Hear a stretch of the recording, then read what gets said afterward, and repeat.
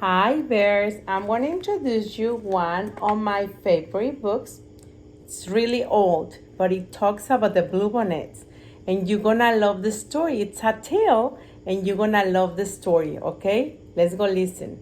Legend of the Bluebonnets, an old tale of Texas, retold and illustrated by Tani DePaula.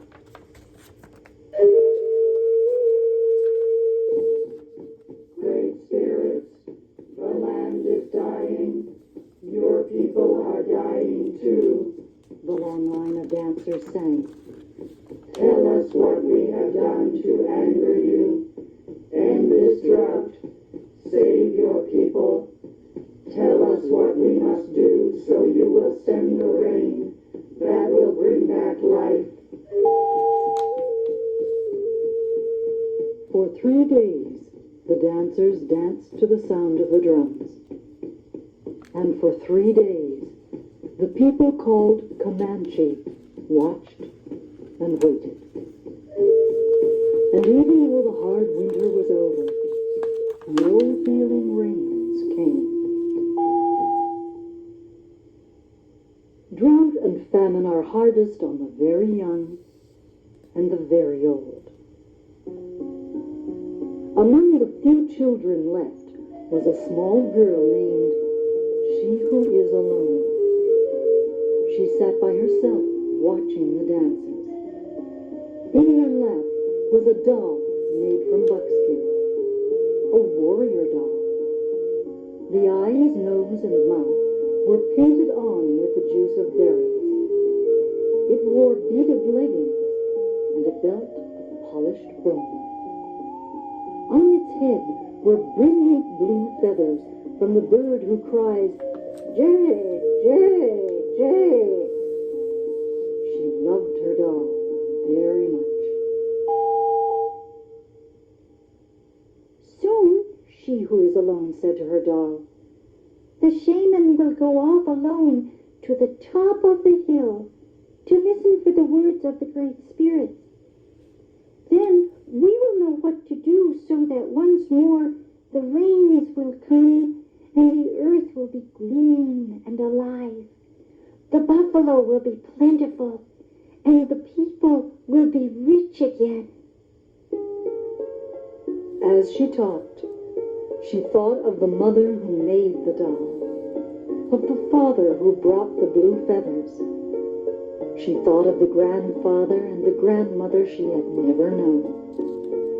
They were all like shadows. It seemed long ago that they had died from the famine. The people had named her and cared for her. The warrior doll was the only thing she had left from those distant days. The sun is setting, the runner called as he ran through the camp. The shaman is returning. The people gathered in a circle, and the shaman spoke. I have heard the words of the great spirits, he said. The people have become selfish. For years they have taken from the earth without giving anything back. The great spirits say the people must sacrifice. We must make a burnt offering of the most valued possession among us. The ashes of this offering shall then be scattered to the 4 points of the earth, the home of the winds. When the sacrifice is made, drought and famine will cease. Life will be restored to the earth and to the people.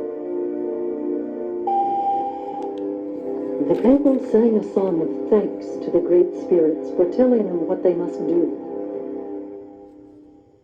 I'm sure it is not my new bow that the great spirits want, a warrior said.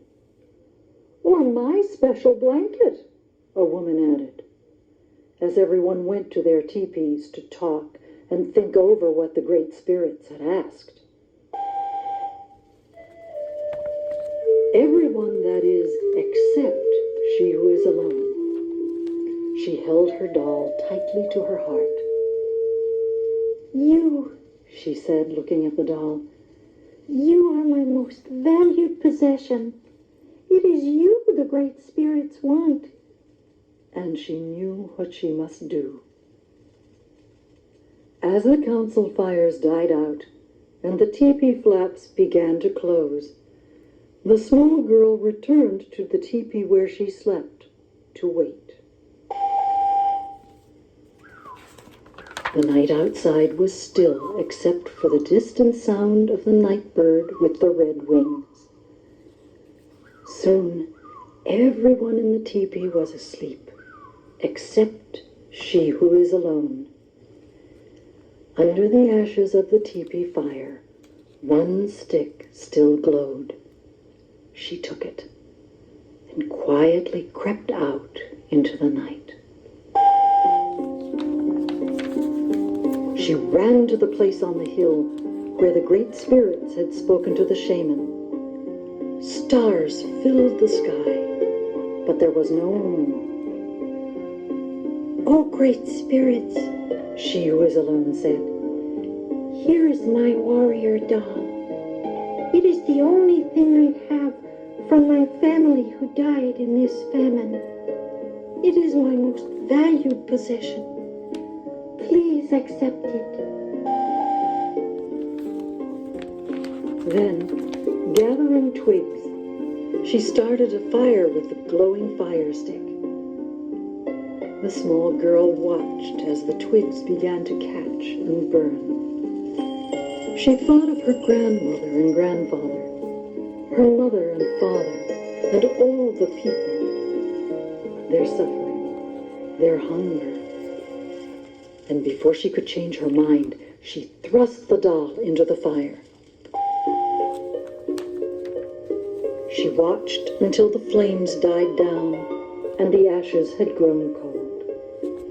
Then, scooping up a handful, she who is alone scattered the ashes to the home of the winds, the north and the east, the south and the west.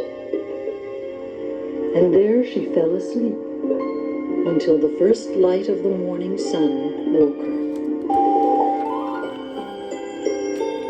She looked out over the hill, and stretching out from all sides where the ashes had fallen, the ground was covered with flowers, beautiful flowers, as blue as the feathers in the hair of the doll, as blue as the feathers of the bird who cries, "Jay, Jay, Jay."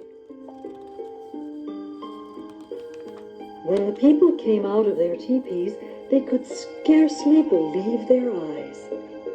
They gathered on the hill with she who was alone to look at the miraculous sight. There was no doubt about it. The flowers were a sign of forgiveness from the great spirits.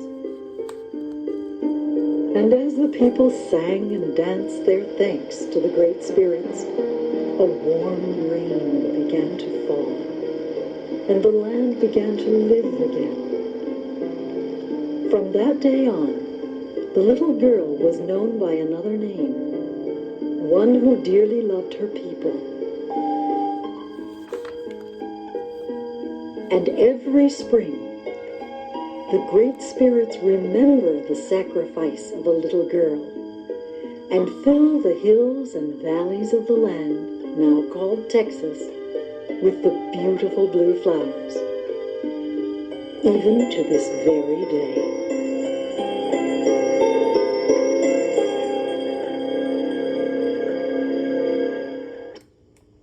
I know you love it because we've been talking about the bluebonnets since the bluebonnets are always in the spring.